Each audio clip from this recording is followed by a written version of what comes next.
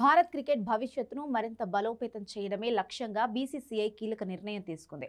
యువ ప్రతిభావంతుల కోసం బెంగళూరులోని సెంటర్ ఆఫ్ ఎక్సలెన్స్ లో ప్రత్యేక శిక్షణ శిబిరాలు నిర్వహించేందుకు రెడీ అయింది. దీనికోసం భారత మాజీ దిగ్గజాలు జహీర్ ఖాన్, హర్భజన్ సింగ్ లను బీసీసీఐ సంప్రదించి కీలక బాధ్యతలు అప్పగించింది. ఈ క్యాంపులకు అండర్-19 ఫస్ట్ క్లాస్ ఇండియా ఏ స్థాయిలో మంచి ప్రదర్శన చేసిన వారిని ఎంపిక చేశారు. భవిష్యత్తులో జాతీయ జట్టుకు ఎంపికయ్యే అవకాశం ఉన్న ఆటగాళ్లను లక్ష్యంగా చేసుకొని ఈ జాబితా రూపొందించనున్నారు.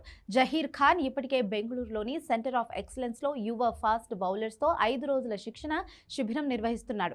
ఈ కార్యక్రమానికి సెంటర్ హెడ్ వివిఎస్ లక్ష్మణ్ కీలకంగా వ్యవహరిస్తున్నాడు. అలాగే హాఫ్ స్పిన్నర్ల కోసం హర్భజన్ సింగ్ ప్రత్యేక క్యాంప్ నిర్వహించేందుకు తేదీలను ఖరారు చేసే పనిలో ఉన్నారు.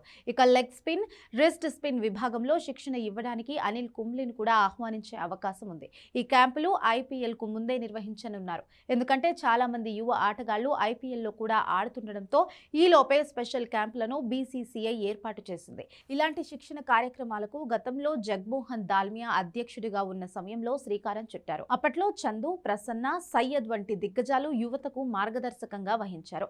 ఇక పేస్ బౌలింగ్ కోచ్ పోస్ట్ కు వీఆర్కే సింగ్, శ్రీనాథ్ అరవింద్ దరఖాస్తు చేసుకున్నారు. ఇంగ్లాండ్ కోచ్ ట్రాయ్ కూలీ పదవి విరమణ తర్వాత ఈ పోస్ట్ ఖాళీగా ఉంది. స్పిన్ విభాగానికి ప్రస్తుతం సునీల్ జోషి బాధ్యతలు నిర్వహిస్తున్నారు. ఈ శిక్షణ శిబిరాల ద్వారా యువ ఆటగాళ్లకు అనుభవం, నైపుణ్యం, మానసిక ధైర్యం పెరిగి జాతీయ జట్టుకు బలమైన బేస్ ఏర్పడుతుందని బీసీసీఐ ఆశిస్తోంది.